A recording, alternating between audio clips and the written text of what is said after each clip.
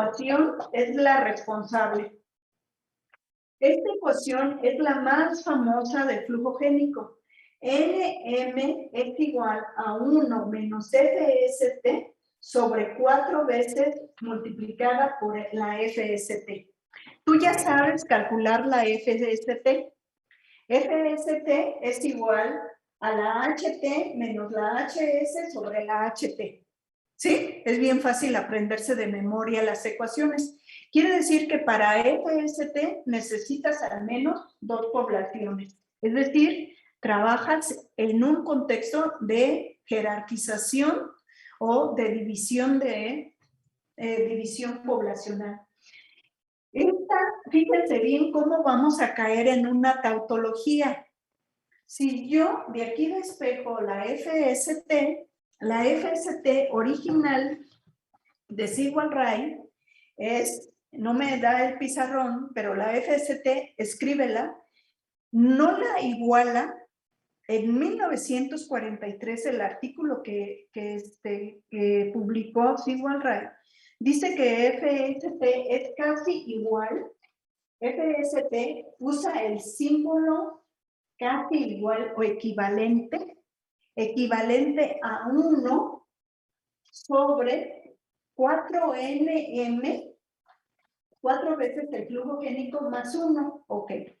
El 4 no es que la genoma sea diploide, no va por ahí. Meramente es un 4 que sale de la deducción algebraica. Cuando despejamos esta ecuación original de FST casi igual al recíproco de 4 veces el flujo génico más 1, si despejamos también esto, los libros lo publican y no te extrañe que sea un igual o un equivalente, lo manejamos como un igual o como un aproximadamente. Si despejamos de aquí esta, nm, nos queda 1 menos CFST sobre 4 veces FST. Esa es la ecuación que, fíjense bien, nos está diciendo de alguna manera algebraicamente, pues que los estamos relacionando a la diferenciación directamente con el flujo génico. Y esa ecuación es una de las tantas disponibles para medir flujo génico. Es quizá la más famosa y quizá por eso mucha gente que es neófita en el campo de la genética de poblaciones da por hecho que estructura genética es igual a flujo génico. Pero ya a estas alturas ustedes ya saben que yo puedo tener niveles altos de flujo génico y tener estructura. ¿Y por qué la tengo? Por la varianza de las frecuencias alélicas. Cuando la deriva génica está actuando, me tiende a estructurar las poblaciones. Ya lo vimos también, hasta lo tenían que haber contestado en un examen. ¿Sí queda claro? Síguele, por favor. Entonces, esto lo único que quiere hacer es demostrarles lo siguiente. Miren, fíjense que la distancia geográfica es tan pequeñita. En el eje de las X lo que está es la coordenada, y en el eje de las Y lo que está es la ordenada. Es decir, de un lado la longitud y en el otro lado la latitud. Como el área geográfica es tan pequeña, esa es la razón por la cual todos tienen el mismo minuto. Pero además, fíjense bien una cosa.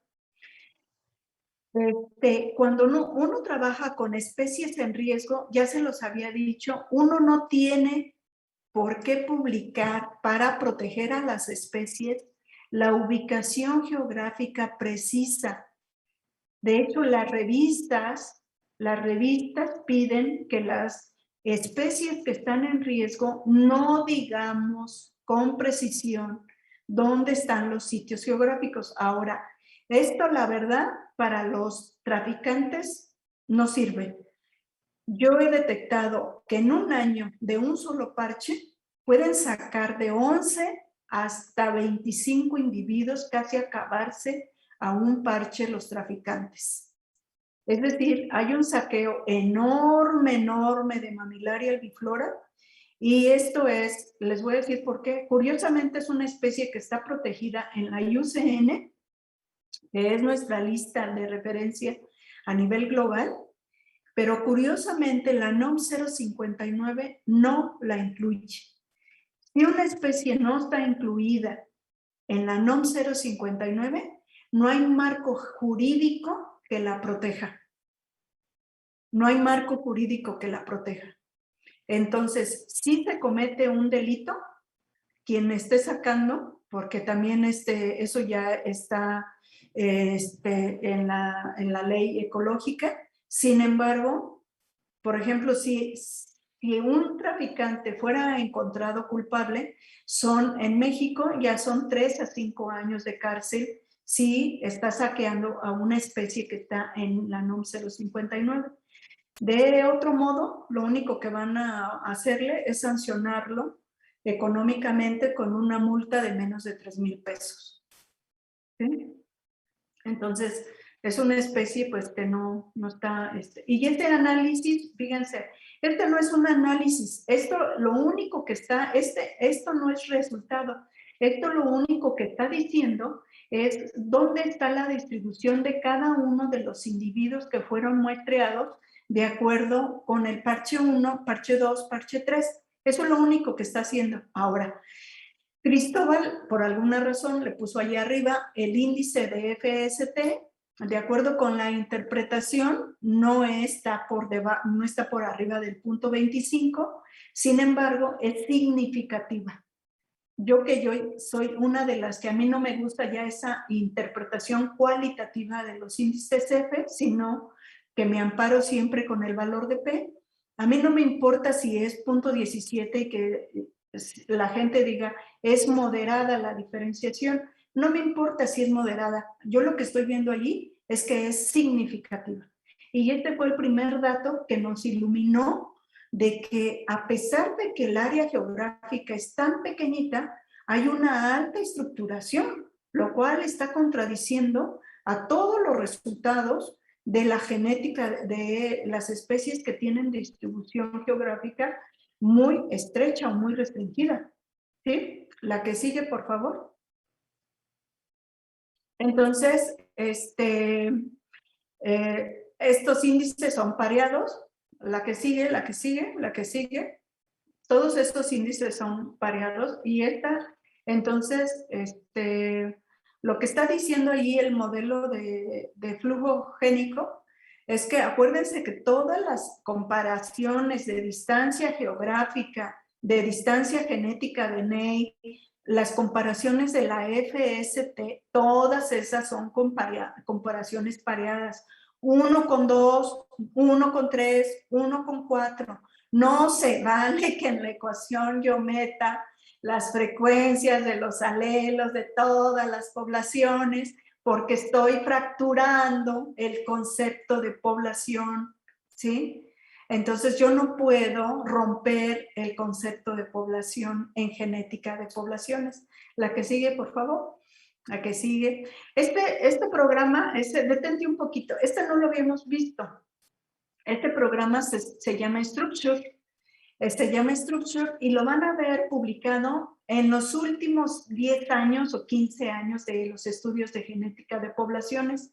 Ese programa que está allí, que dice bajo el modelo Admixture, Admixture quiere decir que supone que todos los alelos tienen un ancestro común. ¿Sí?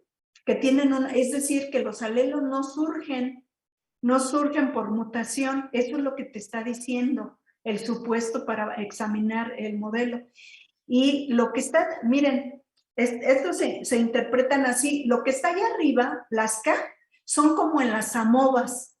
¿Se acuerdan que en las AMOVAs se examina la hipótesis? Voy a examinar si en la especie hay K igual a 2 grupos y qué soporte estadístico tengo cuando examino que hay 2 grupos genéticos. ¿Qué soporte tengo cuando tengo 3 grupos y así sucesivamente, ¿no? Lo que les está diciendo son 2 hipótesis. Cuando se examina que hay 2 grupos, o cuando se examina que hay 3 grupos. Y fíjense la resolución que tiene cuando dices que hay 2 grupos, te forza a que solamente todos los, fíjate bien cómo te lo voy a decir, los genotipos de los individuos, no los individuos, los genotipos contenidos en los individuos analizados. A fuerzas se te tiene mayor resolución cuando dices que hay 3 grupos a que cuando dices que hay 2 grupos. Y lo que está en el eje de las X, voltealo y pon esas barras, en lugar de verticales, ponlas horizontales y te da la certeza estadística de la diferenciación, de un tipo de diferenciación que va de 0 a 1, eso es lo que está diciendo. Entonces, fíjense qué bonito. Nos está diciendo que del grupo 3, que se compone casi por algo que lo señaló el programa en color azul, algunos genotipos de esos individuos también llegan al parche 4 y también llegan al parche 1. Y que en los parches 2 y 4 se componen básicamente por genotipos muy similares.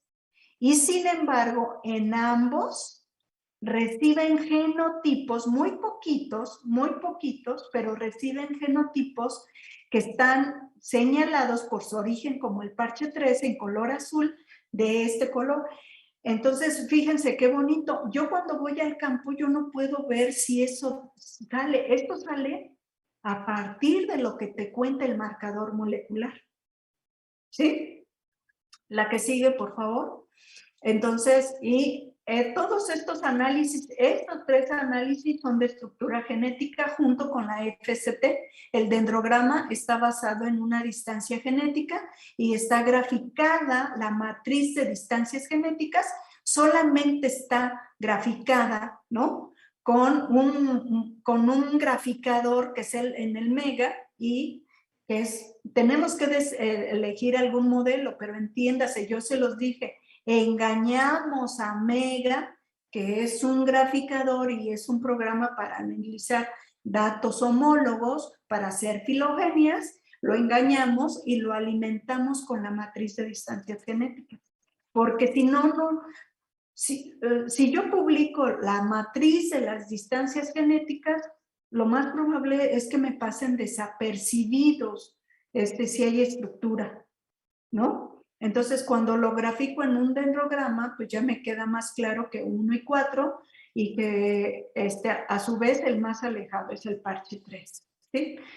Y en el parche 3, por ejemplo, en la figura de la derecha son los triangulitos y fíjense cómo efectivamente nos está como replicando el resultado. La que sigue, bueno, allá arriba tienen un componentes principales. En ecología, yo supongo, o en método 6, o no sé cómo se llamen, les hicieron ejercicios de métodos multivariados. Es en el 6º semestre de la licenciatura cuando uno hace análisis multivariados. Y entonces estos análisis que te los enseñaron como ordenación y clasificación, en lugar de tener variables ecológicas, tienes variables moleculares. Y ya, es lo único que pasa. Y la interpretación es la misma. Tú tienes un análisis de componentes principales. Allí lo que decimos los autores es que 2 ejes nos explican más del 50% de la varianza. El componente 1 nos explica el 38%, el componente 2 el 22%. El agent value es muy alto, es de 4.9 en el eje 1 y quiere decir que allí hay una información de los genotipos que nos están explicando esta distribución en un análisis multivariado. La que sigue, por favor.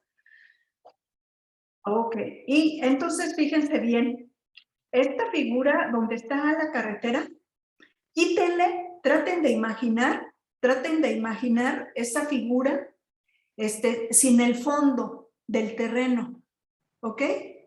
Y nada más concéntrense en el polígono rojo. concéntrense en el polígono rojo, ¿ok? Ese polígono rojo, ese es el resultado del Barrier. El Barrier es un programa que se usa exclusivamente cuando ya los autores, los investigadores tienen la certeza de que el proceso microevolutivo que está participando en la estructura es flujogénico. Entonces ya vale la pena llevarlo hasta sus últimas consecuencias, todo lo que haya para flujogénico. Y entonces nosotros, como ya teníamos el Mantel Test, ya teníamos una FST significativa, ya teníamos eso, ya estábamos casi nada más por comprobar que era el flujogénico el que me causaba la estructura genética. ¿Sí? Entonces, ¿qué es eso? El programa te identifica y te dibuja unas líneas. Yo lo dibujé con flechas, pero te dibuja unas líneas donde están las barreras geográficas. ¿Sí? Y el barrier hasta allí se queda, hasta allí se queda. Luego, en el artículo dice que se examinó la significancia, el bootstrap, el soporte de las barreras geográficas con otro programa. Miren, el que va a hacer genética de poblaciones le tiene que gustar la estadística. Si no les gustan los números, no se metan a genética de poblaciones. Si no les gusta la evolución, la ecología, la biología molecular, etcétera, no se metan a genética de poblaciones. Genética de poblaciones es de las ciencias más desafiantes en los perfiles de los biólogos, ¿sí? Entonces, si te gusta todo eso, bienvenido a la genética de poblaciones, pero si no, tanteale el agua a los camotes. Vete a algo que más te guste, que no sea tan complicado, porque la verdad, miren, a mí, por ejemplo, que la matriz sea aceptada, a veces los programas te dicen, así meta su matriz y así, y ya. Y no es cierto.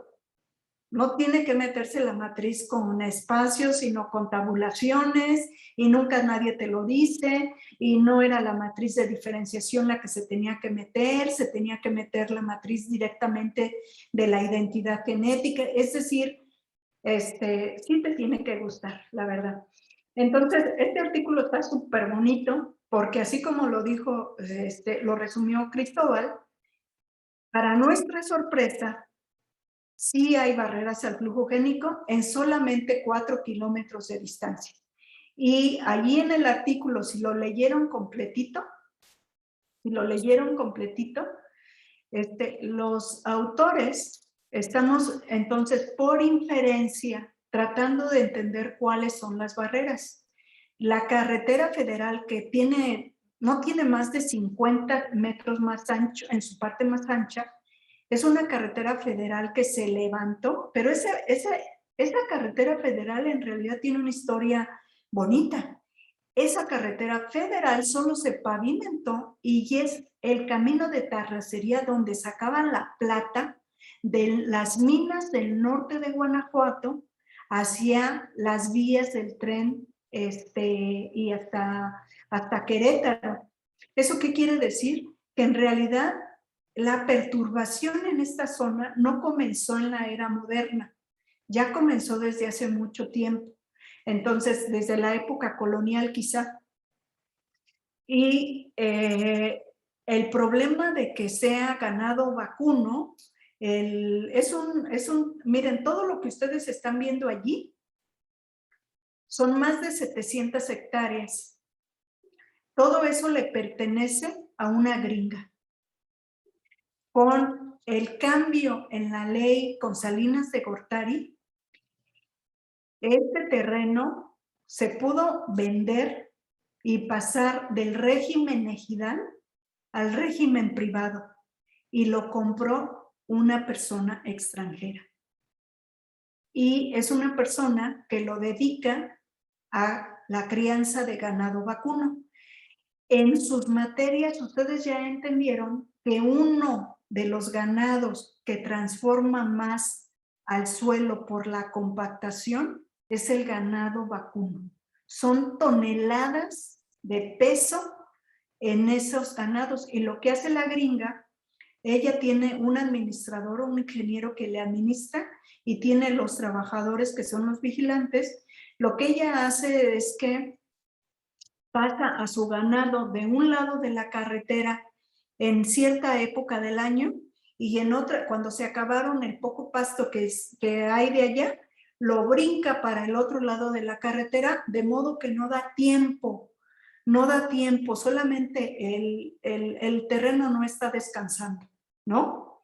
Entonces, y además a ella le permitieron, ustedes pueden ver una mancha allí azulosa que se ve, eso es parte de los pozos de agua que ella hace. Entonces se está sacando la poca agua en el terreno del manto freático y la usa para darle de beber a las vacas. Entonces ya se imaginarán cuál es el pronóstico de supervivencia de Mamillaria albiflora. ¿Sí? El gobierno de Guanajuato sabe esto, pero desafortunadamente pues no hubo mucho que hacer. Yo busqué una entrevista con el gobierno pasado, nunca me atendió. Le di mis articulitos y mis resultados técnicos. Me pidieron 2 pláticas, se las fui a dar. Se la di a la gente de ecología del gobierno del estado. Me dijeron de dientes para afuera que estaba muy preocupante la situación y que algo se podía tener que hacer, y se le dio carpetazo al asunto. Entonces, estas son las historias que enfrentamos. ¿Sí, Dani? Es que, bueno, con respecto a esa barrera me surgió una duda, porque el artículo menciona de que entre la población 1 y 4 no hay diferenciación genética, ¿no? Que implicaría que existió o existe flujo génico, ¿no? Entonces, ¿cómo se podría explicar el hecho de que no hay diferenciación genética en esas poblaciones a pesar de estar separadas por la carretera? Porque yo creo, Dani, lo que nos está contando yo te voy a decir que es el escenario histórico que dibujo para albiflora. Yo lo que creo es que Mamillaria albiflora cubría todas las 700 hectáreas. Eso es lo que yo creo.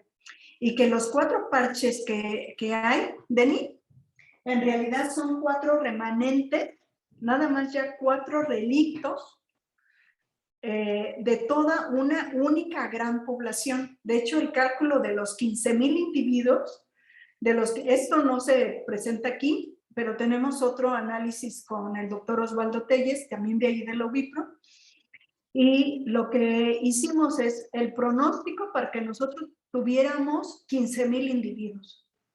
Entonces, todo tenía que ser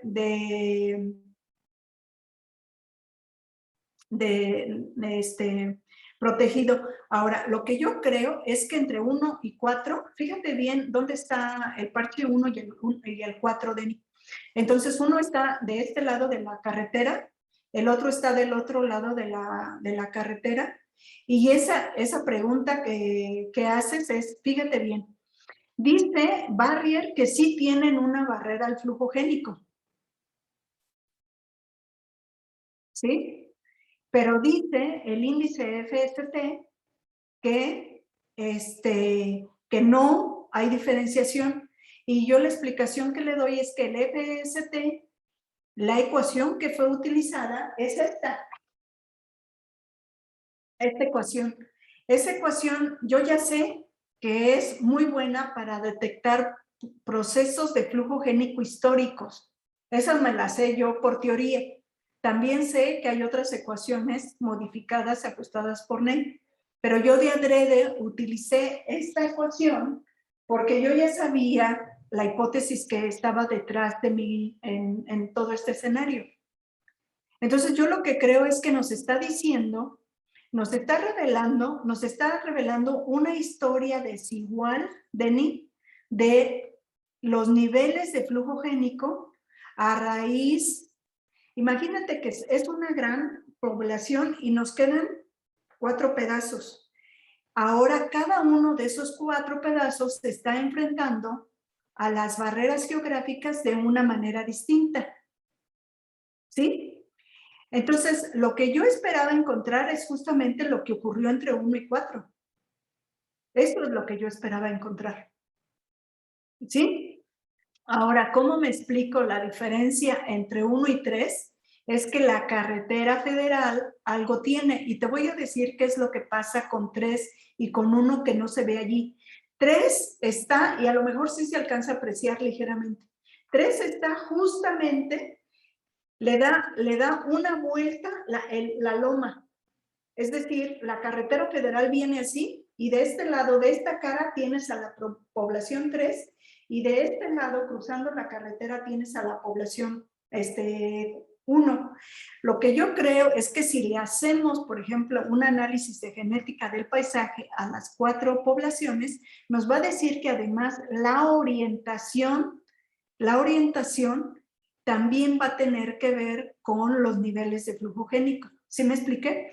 En cambio, fíjate bien, entre 3 y entre 1, lo que estamos dibujando allí es la barrera entre 3 y 1.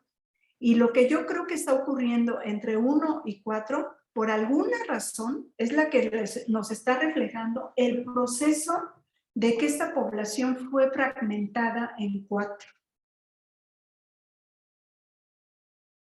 Y lo que preguntas de mí es bastante usual. Es decir, en genética de poblaciones a veces tenemos estos resultados aparentemente contradictorios, pero lo que hay que hacer es nada más como ser más reflexivos, y eso es lo que a mí me está diciendo.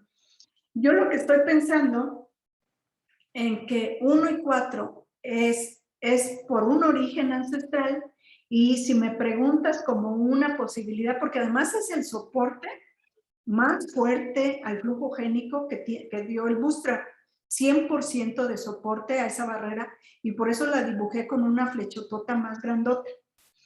Es decir, yo dibujé la flecha dependiendo del soporte del Bootstrap. Y lo que yo creo que puede estar ocurriendo, te voy a contar algo que no está revelado en el artículo. En el parche B, en el parche 1, sí tenemos floración, pero de menos del 1% de los individuos. Hay muchos datos fenológicos, y lo que yo vi es que en el parche 4 solía haber flores también en antesis, igual menos del 1% de los individuos florecen, pero había esta coincidencia. Y por ejemplo, el parche 2, en el parche 2 teníamos hasta 5% de individuos en floración, pero cuando florecían los individuos del parche 2, no hubo, en 3 años de observación fenológica, no hubo ni una flor en antesis que le pudiera donar el polen en los otros parches. Y nadie me ha preguntado, pero tenemos evidencia o sugerencia de que la morfología floral dice que no se autofecunda, porque hay ercogamia en las flores. Hay ercogamia y hay protandria. Entonces, allí es donde yo incluso no sé si tengan los genes que eviten la autofecundación, que es el gen S mayúscula de selfing en inglés. Entonces, no lo sé, no lo he hecho. Si alguien lo quiere hacer, adelante, podemos hacer una tesis de licenciatura muy sencilla. Eso es lo que yo creo. Sí, Aaron. Quería preguntarle que cuál es, cómo se polinizan esas plantas. Mira, no hay ningún estudio de fenología, de polinización de alguna especie de mamilaria. No hay estudios ecológicas. No hay descripción del sistema reproductivo para una sola de las casi 200 especies. ¿Qué es lo que tenemos? Un gran hueco ecológico de información de eso. Ahora te voy a decir qué he visto yo, y a partir de lo que he visto yo es de lo que podemos sacar cierta sugerencia. En esta especie en particular, cuando yo les dije que hay ergogamia, el estigma está hasta 1,5 centímetros, fíjate bien, estadísticamente, hasta 1,5 centímetros más grande, más alto que los pitilos. Eso me dice que entonces el polen, para que llegara de abajo hacia arriba, tendría que ser aventado o llevado por alguien, ¿sí? Pero te dije también que documentamos protandria. ¿Qué es protandria? Pro, antes, andrus, masculino. Protandria quiere decir que madura antes que el estigma, el polen. Entonces, cuando el estigma de Mammillaria albiflora es un estigma compuesto de 4 lóbulos. Cuando el polen ya está maduro y lo ves porque se suelta de todos los pistilos, se suelta, es amarillo, entonces tú lo sacudes y te llena toda la corola. El estigma está cerrado. Cuando pasó la maduración del polen de esa flor, el estigma se abre en 4 lóbulos y es una plataforma pegajosa. La antesis dura menos de 3 días. ¿Qué es la antesis? El periodo en el cual esta flor puede recibir un gameto vía polen para fecundarse. Pero si no hay plantas que donen polen, entonces no se produce semillas. ¿Sí? Entonces, bueno, entonces, una vez, solamente una vez, vi una abeja del género Apis que se posaba sobre las flores. Lo que me dice a mí es que pueden utilizar no insectos especializados, sino generalistas, y los generalistas, los gringos tienen la medida para los generalistas, son máximo menos de 5 kilómetros que pueden acarrear los insectos generalistas granos de polen. Entonces, aquí lo que nos está diciendo este dato molecular, fíjense qué bonito dato. Este dato que aparece allí, no son 1100 kilómetros, son 1100 metros. A 1100, a 1 kilómetro aproximadamente, la distancia ya se vuelve barrera geográfica. Quiere decir que esa distancia la podría superar cualquier insecto generalista. ¿Sí me explico? Y sí, generalistas, pero lo que pasa es que no hay polen, no hay donadores de polen, porque la fenología está completamente devastada, ¿sí? Entonces, ¿quiénes son los polinizadores? No lo sabemos, sospechamos a partir de los datos que nos dice la morfología floral, que son insectos generalistas. Es decir, que no es viento, y también la fenología floral nos sugiere que no hay autofecundación, por lo tanto, los niveles tan altos de endogamia yo no los puedo atribuir al sistema reproductivo. ¿Sí? A ver, entonces, bueno, si no hay ninguna duda, ¿más dudas? Gracias, Cristóbal, por... Si alguien tiene comentarios, adelante. ¿Ningún comentario? Muy bien, muy bien. Cristóbal te da aplausos, Denny, porque por tu exposición. Gracias, gracias. Ok. Muy bien, son las 9:26. Entonces, nada más les quiero decir. Entonces, esta ecuación es quizá la responsable de que siempre se dé por hecho, se haya establecido como casi prejuicio, tienes estructura genética y se debe a flujo génico. No necesariamente. Ok. Entonces, esa ecuación es aquí. Ok. Ahora, lo que voy a hacer es aprovechar el tiempo y nosotros entonces ya vimos 4 modelos de flujo génico.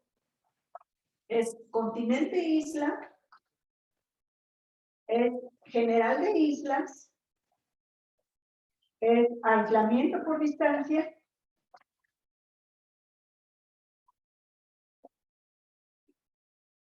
ok, y todos estos su papá es igual, right? Igual. En el 4, el stepping stone. El stepping stone de Kimura. Ok. Entonces, Mantel Test solamente se usa para esto.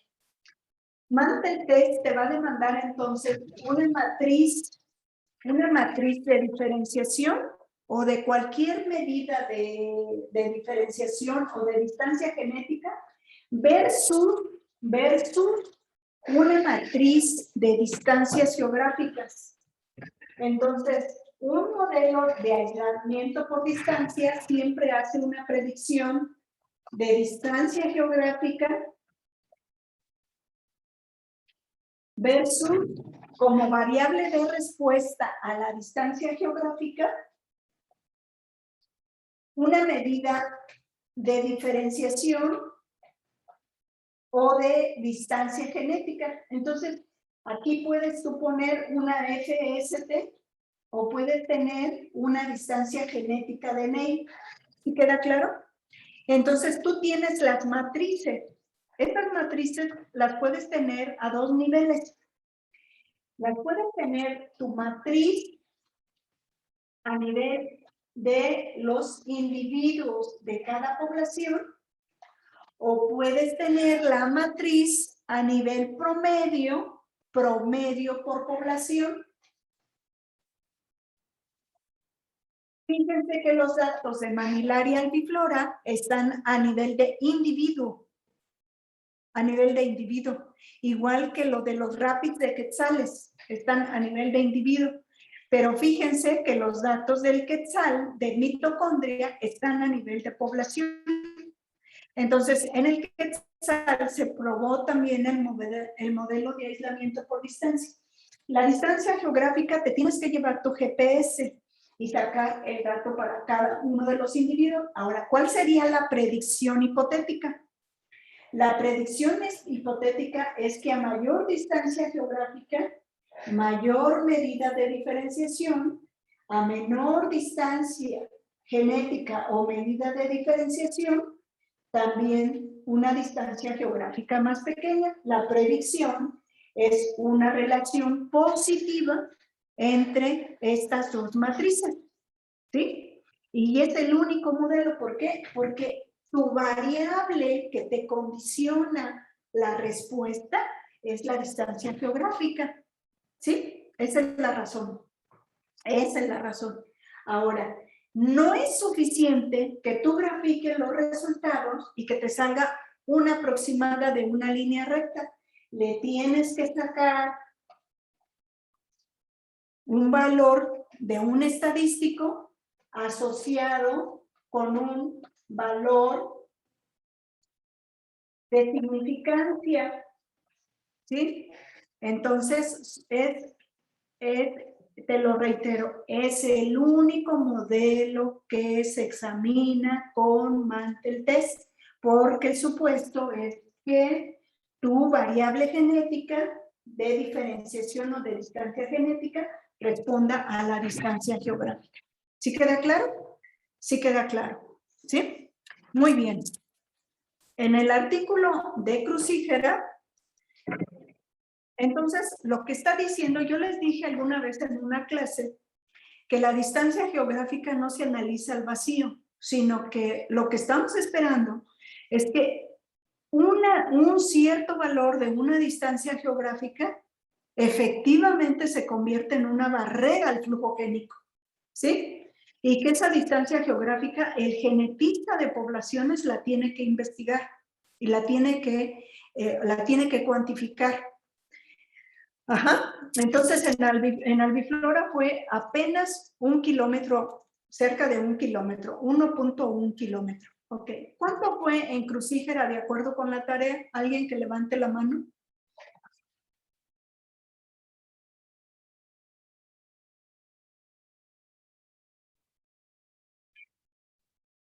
¿Cuánto fue el valor en Mamilaria Crucígera de cuando la distancia geográfica es una barrera? Es una de las preguntas de la tarea. Creo que recuerdo que era 4 kilómetros. Benny. Bueno, Omar levantó la mano primero. Ah, ok. Omar. ¿Cuánto? ¿6 kilómetros? Hasta 6 kilómetros a partir de 6. ¿Sí, Anuar? ¿Era lo mismo, Anuar? ¿No tienes el micrófono abierto, Anuar? Sí, lo mismo, 6 kilómetros. Ok. Entonces, alguien que me diga cómo los investigadores llegaron a esa medida de 6 kilómetros.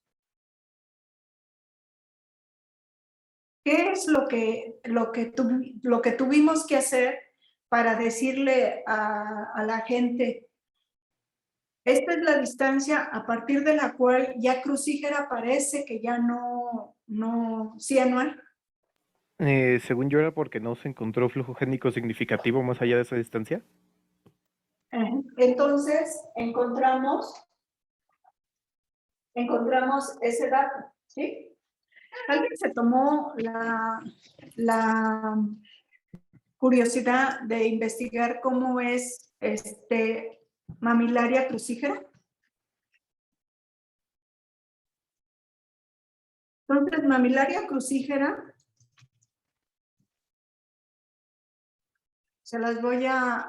hay mucho en internet que no son mamilarias y a veces son hasta cactus columnares, ¿no? Pero les voy a decir quién es una mamilaria crucígera y ustedes vean por la morfología floral, ¿sí? Okay. Aquí hay muchas cosas que no son mamilaria crucígera, pero esto es mamilaria crucígera. Esta es una mamilaria crucígera. Así es una corona radial de flores. Vean las florecitas tan pequeñas. Aquí no se alcanza a apreciar el estigma. Todo lo que ven aquí son todos los paquetes de polen. Y el estigma también es mamilaria crucígera, también tiene ercogamia. Entonces, ¿eso qué quiere decir? Y por la morfología floral nos sugiere un síndrome por insectos generalistas, ¿sí? Entonces, quiere decir que abejas, mariposas, abejorros son los generalistas potencialmente. Esto que está aquí no es mamilaria crucígera, eso que está aquí. Esto que está aquí sí es mamilaria crucígera. Esto que está aquí sí es mamilaria crucígera. Y esto que está aquí son ya los frutitos, que son lo que llamamos los chilitos. Los chilitos, y entonces esos famosos chilitos van a tener ahí encerradas las semillas. Un artículo de Teresa Valverde de la Facultad de Ciencias hace unas medidas bastante preocupantes de mamilaria crucígera. Tiene 0 tasas de germinación en campo, es decir, durante varios años no documentaron germinación de mamilaria crucígera. Entonces, fíjense cómo las las características entonces de la morfología floral, a veces no lo sabemos. Sacar el dato ecológico de los polinizadores te demanda que pases mucho tiempo en el campo y bueno, y que seas tan suertudo que encuentres a la floración en antesis, que describan la fenología, etcétera. Pero el síndrome de morfología floral nos indica es bastante acertado para aproximarse a lo que podría ser el polinizador, ¿sí? Entonces, ya con esos datos, nosotros concluimos, fíjense bien, si en una especie tienes un problema de que la distancia geográfica sea 1 kilómetro y en otros 6 kilómetros, esto lo puedes utilizar como una medida práctica de conservación. Evitar el aislamiento de más de 6 kilómetros entre las poblaciones que te queden de Mamillaria crucígera. Evitar el aislamiento de más de 1 kilómetro de distancia entre los parches de albiflora. ¿Sí queda claro? O sea, directamente el genetista va e impacta con una medida cuantitativa de conservación. ¿Y por qué tiene consecuencias? Porque ustedes a estas alturas ya entienden la relevancia de mantener al proceso ecológico de flujo génico y el proceso ecológico de polinización. ¿Sí queda claro? Muy bien. Pues la verdad, bien bonitos los artículos, aunque se aburran ustedes, pero sí están bonitos. Ok. ¿Hay alguna duda que quisieran como que se profundizara más? ¿Ninguna? Voy a Yo acompañar. tengo una duda, porque Sí. pues sí creo que a mí no me quedó claro la relación entre polimorfismos, heterocigosidad y homocigosidad, por lo tanto, ¿no? Porque pues hasta en las FST, pues las calculamos a partir de la frecuencia alélica, entonces no entiendo por qué no necesariamente tener más alelos te conlleva tener mayor heterocigosidad. No entiendo esa relación. Polimorfismo es el número de loci polimórficos, de total de los que analizas. O sea, hasta allí. Así sean muchos alelos en cada eso, locus. polimorfismo está a nivel de los loci. Ajá. ¿Sí? Ahora, fíjate bien lo que estás preguntando. En realidad no es tan difícil de entender. Supón tú que en una población tienes 2 alelos para un cierto locus. ¿Ya lo tienes en la cabeza? Ok. Tienes 2 alelos para ese locus en la población. Te lo voy a preguntar así. Si en la población tienes 2 alelos para este locus, y yo te digo, ¿ese locus es polimórfico? ¿Sí o no? Contéstame. Sí. Sí, por definición. Por definición. Ok, ahora, si yo tengo 2 alelos en la población, ¿tengo heterocigosidad?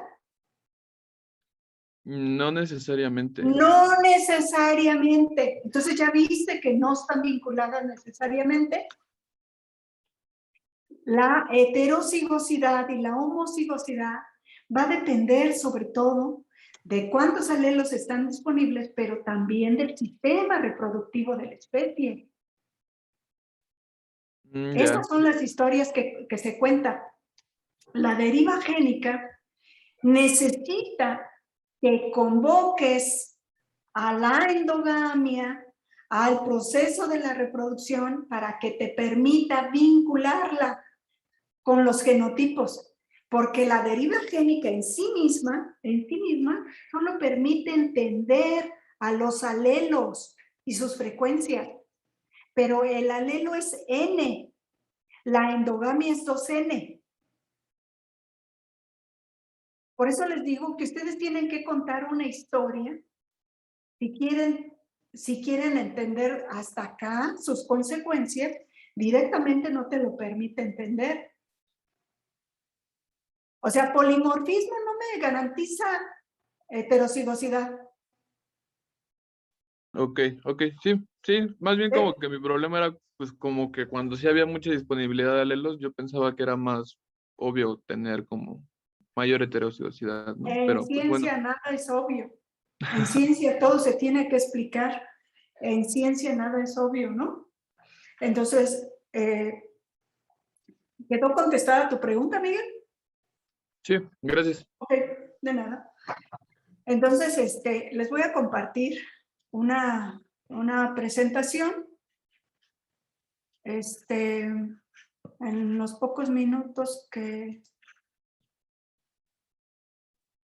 quedan, no sé qué sea esto.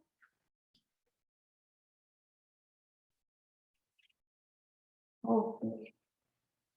Entonces, estudien para el examen, por favor. Por favor, por favor, por favor, estudien, por favor. Fíjense que en genética de poblaciones siempre pasa esto que estamos viendo. Les va muy, muy mal, pero los que se quedan, curiosamente los que se quedan ya son gente de 8 para arriba. Y me está llamando la atención que se está quedando gente en el curso que no más, no.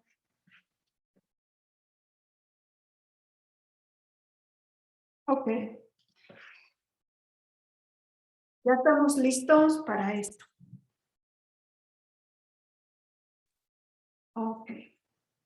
Les presento a la ecuación de flujo génico de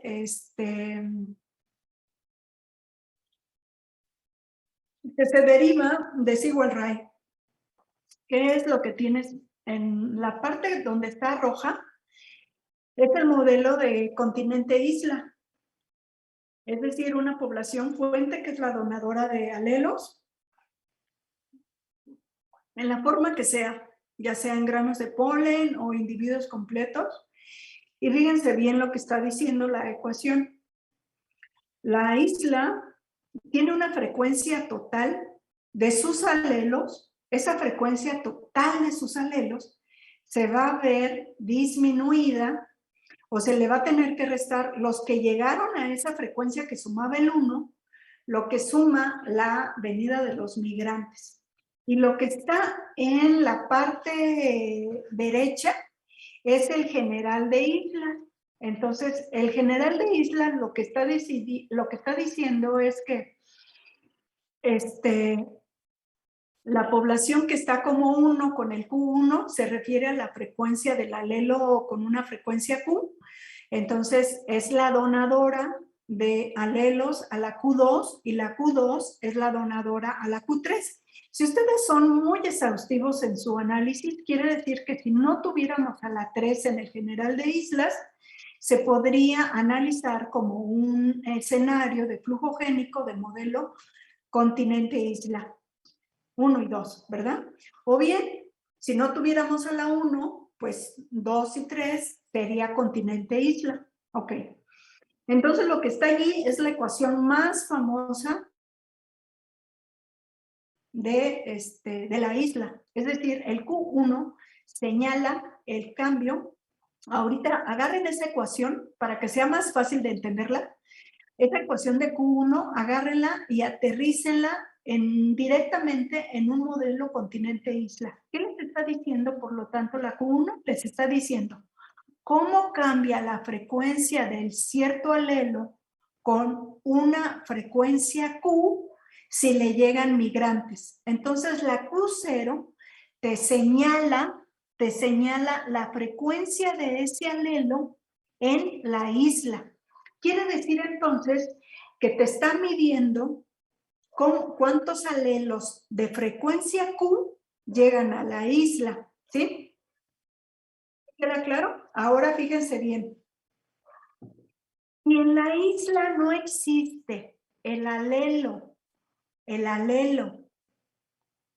que está denotado como Q0, ¿qué te queda en la ecuación Q1? ¿A qué es igual la ecuación Q1? A la cantidad de, a la frecuencia de los migrantes que llegan, ¿no? Ajá. Te queda igual al número de migrantes, M es en sentido estricto el número de migrantes o de, con su frecuencia de ese alelo de migrante, QM. Es decir, alelos que llegan por migración. Quiere decir que no tienes el alelo que está denotado por Q0. Quiere decir que sí puedes cuantificar con esta ecuación alelos que estén llegando, que estén, fíjate bien, para que opere el modelo, para que opere este modelo, tienes que dar por hecho que no es por mutación como se te origina el alelo en la población 2 y que por convergencia evolutiva, por evolución, sea entonces también igual al alelo del cual está llegando de otra población. ¿Sí queda claro? Entonces, una vez que haces eso, la Q1 es igual a 1 menos M por Q0 más M por QM. Tú ya puedes entonces saber el cambio, la delta en la frecuencia del alelo Q. La delta del alelo Q, ¿en dónde? En la isla, en la que actúa como receptora de alelos. ¿Sí? Entonces, ¿a qué va a ser igual? A Q1 menos Q0. Vas a reemplazar algebraicamente, háganlo mientras yo voy al pipi room. Háganlo, Q1 es igual entonces a 1 menos M por Q0 más M por QM menos, a todo eso le vas a restar Q0 y llega a la solución algebraica que se ve en el último renglón. ¿Sale?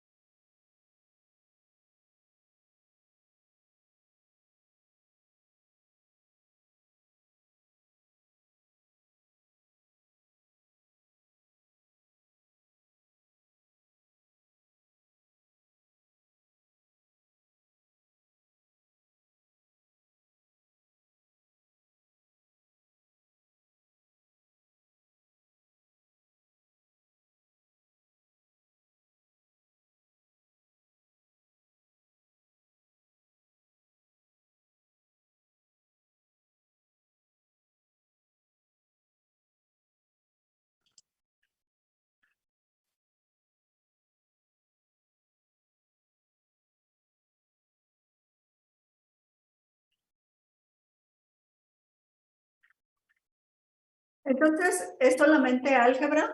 ¿Alguien tuvo problemas para sacarlo? Sí, me sale el Ahora, signo piénselo. negativo. ¿Perdón? Me sale el signo negativo. ¿No te sale o te sale? No, a mí Es también me sale Q0 al contrario, o sea, el signo negativo para Q0 y no para QM. menos Q0M Sería menos Q0 más QM multiplicado por M. No sé, déjenme sacarlo. Entonces es Q0 menos Q0M más MQM. Y lo que está allí está factorizado. Entonces, primero, ahora esta, menos Q0. Pero, entonces queda, está factorizado con M. M es QM. Es que la M es negativa. La multiplicas por -1 y de ese modo, si se dan cuenta, después la M positiva. No, sí sale. Sí sale. ¿Cómo no? Sí sale. Tienen problemas. Se los voy a dejar de tarea y si no la saben resolver, me dicen. ¿Vale? Multiplicas por -1 a la menos M para que puedas tener el resultado positivo en M y entonces en automático te va a salir negativa la QM. ¿Todavía están viendo mi pantalla? No. ¿Ya no? Ok. O sea, entonces es menos M por Q0 menos QM. Ajá, te va a quedar menos M porque vas a multiplicar. Es que aquí en la ecuación que viene Q0 en por... presentación no venía menos M y es lo que... Ajá. Ajá. Ajá, pero primero multiplica en el Q1, multiplicas y te queda Q0 menos Q0M más MQM. A todo eso, después le vas a restar la Q0. En consecuencia, la Q0 se te va, pero te va a quedar menos Q0M más MQM. Sí. Y vas a factorizar en función de M. Pero si factorizas en función de la M que está ahí multiplicada por el Q0, te queda menos M. No voy a factorizar con menos M, sino con más M. En consecuencia, le voy a tener que cambiar el signo a la otra, porque a las dos las tengo que multiplicar. ¿Sí?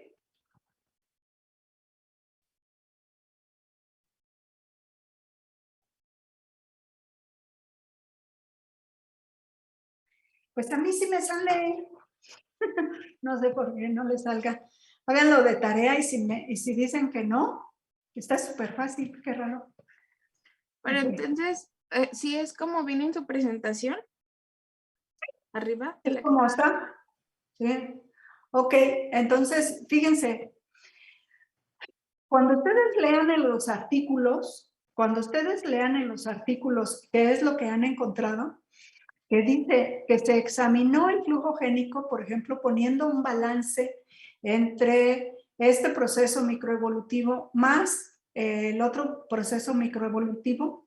En este caso, por ejemplo, cuando lean que que se está examinando, por ejemplo, algún proceso balanceado entre uno y el otro, quiere decir que lo que surge por mutación en lo que está viendo en la pantalla, o lo elimina la selección, o es ganado por la selección, o es fijado por la selección.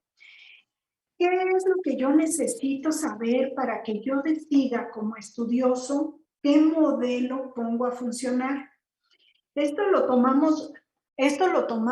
decisión la tomamos cuando nosotros estamos trabajando cierta secuencia o cierto marcador y entonces nosotros como biólogos ya sospechamos que algo puede estar ocurriendo.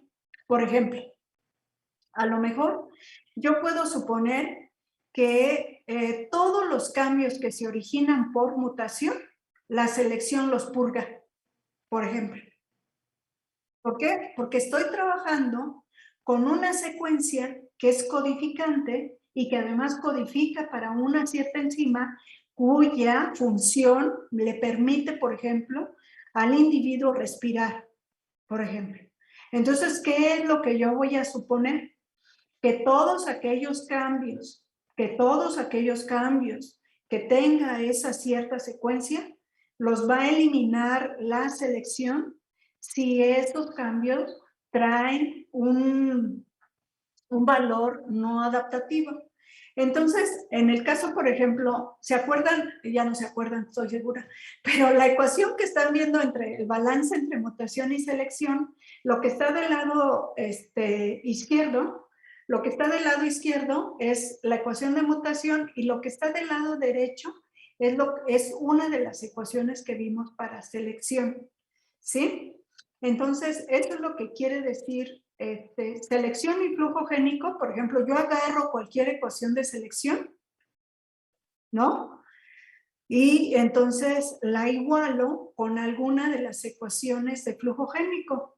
Cuando ustedes hagan un balance entre dos procesos microevolutivos, esto es lo que van a tener que hacer. Igualar una ecuación de este proceso con el otro proceso. ¿Sí queda claro? Muy bien. Entonces, esto se va a quedar cortado a la mitad. No está terminado y en consecuencia no va a poder venir en el examen, ¿no? ¿Hasta aquí hay alguna duda? ¿Ninguna? Bueno, ya son las 10, faltan 3 minutos. Ok. Dudas de los seminarios, brevemente.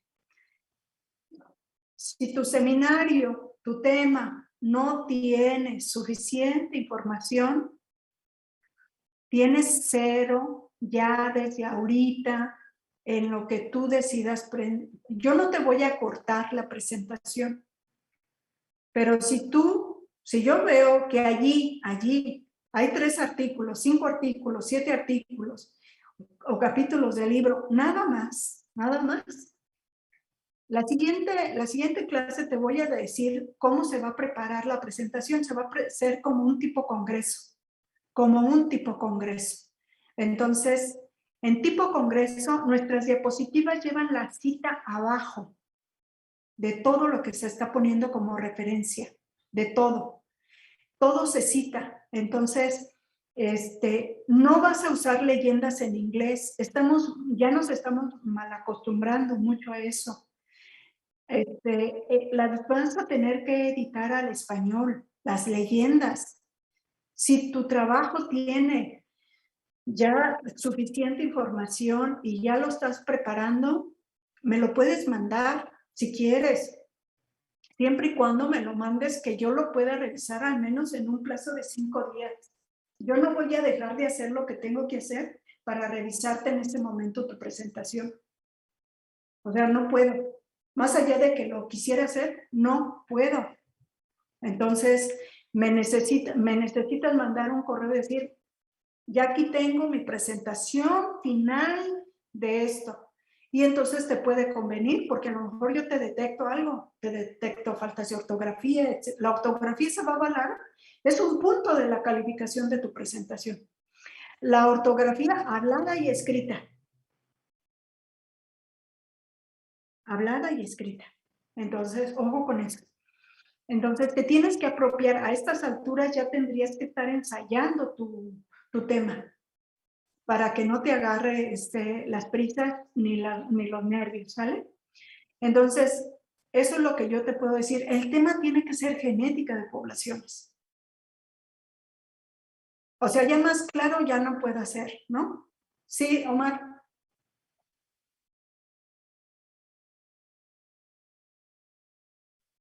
¿Perdón?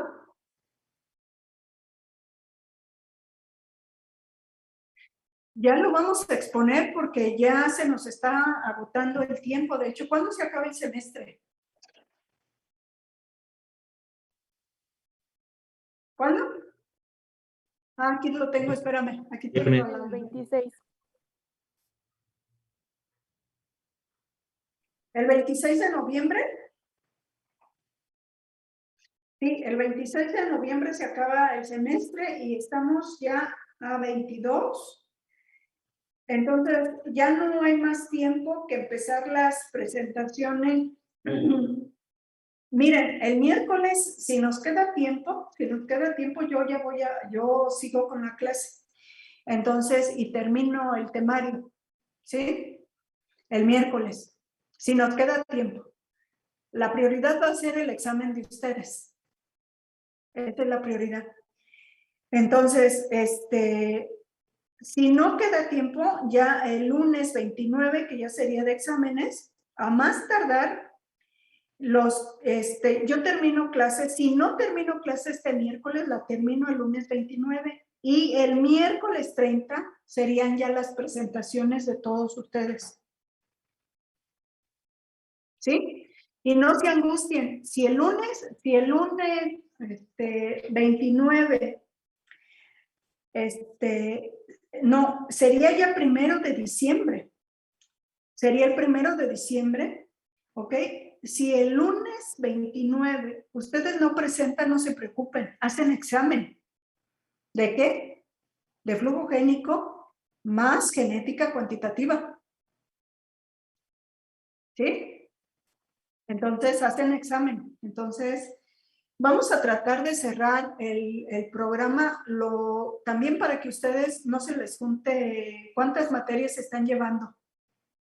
Como 3 o 4. Entonces, para que no se les junte tanto trabajo a ustedes. ¿Sí? Y el que lo tenga ya, dígame, y a lo mejor incluso hasta yo le puedo dar una prioridad a ya estar presentando un seminario, ¿eh? O sea, si alguien me dice, yo ya tengo mi seminario, pues a lo mejor el miércoles ya lo presenta y esa persona ya está lista para que nada más le falten 2 evaluaciones del curso y ya tenga su calificación final. ¿Sí?